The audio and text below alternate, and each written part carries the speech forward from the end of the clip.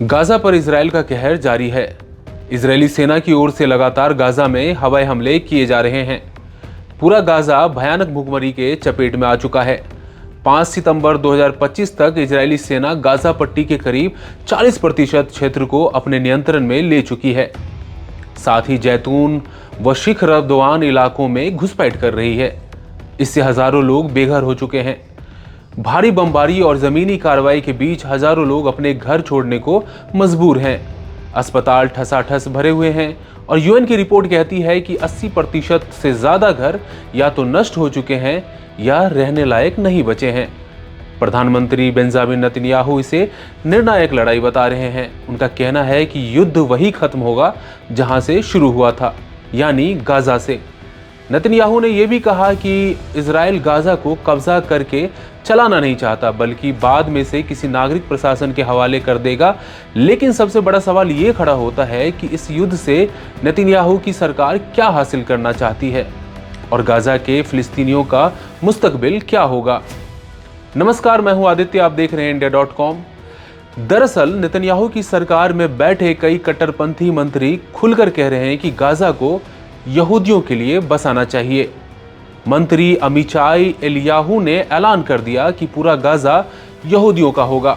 हालांकि नेतन्याहू ने इसे अभिव्यक्ति वाला बयान बताया है और सफाई दी है कि सरकार की ऐसी कोई आधिकारिक नीति नहीं है। वहीं वित्त मंत्री स्मोट्रिच और सांसद जबी सुकोत जैसे नेताओं का मानना है कि गाजा की जमीन पर नए यहूदी शहर बसाए जाएं। हैरानी की बात यह है कि हालिया सर्वे में 52% इजरायली नागरिकों का भी यही विचार है। अंतर्राष्ट्रीय मंच पर इस कार्रवाई की कड़ी आलोचना हो रही है। कई अमेरिकी सांसदों ने इसे जातीय सफाया करार दिया, यानी कि एथनिक क्लिंजिंग। यूएन बार बार चेतावनी दे रहा है कि मानवीय संकट गहराता जा रहा है। खासकर बच्चों और बुजुर्गों पर इसका सबसे ज्यादा असर पड़ रहा है।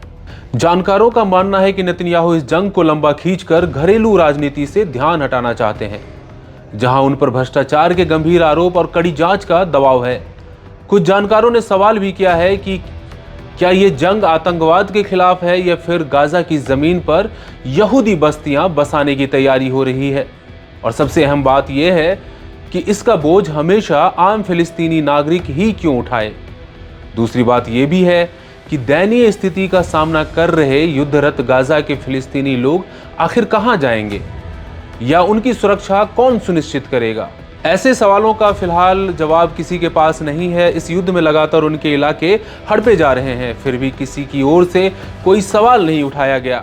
अमेरिकी राष्ट्रपति ट्रंप ने तो ये तक कह दिया कि वो गाजा को खाली करवाकर वहां कुछ बड़ा करेंगे। वहीं कई लोगों ने फिलिस्तीनियों को अफ्रीकी रेगिस्तान में बसाने की बात कही है।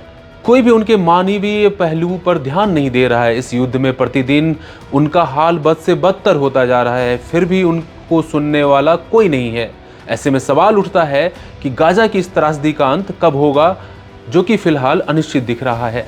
लेकिन इतना तय है कि हर गिरता घर और हर बेघर बच्चा इंसानियत से ये सवाल पूछ रहा है कि फिलिस्तीनियों के लिए क्या शांति सिर्फ एक सपना बनकर रह जाएगी। तो इजराइल और फिलिस्तीन कॉन्फ्लिक्ट पे ये थी हमारी खास पेशकश। ऐसी खबरों के लिए India.com के साथ बने रहिए। शुक्रिया।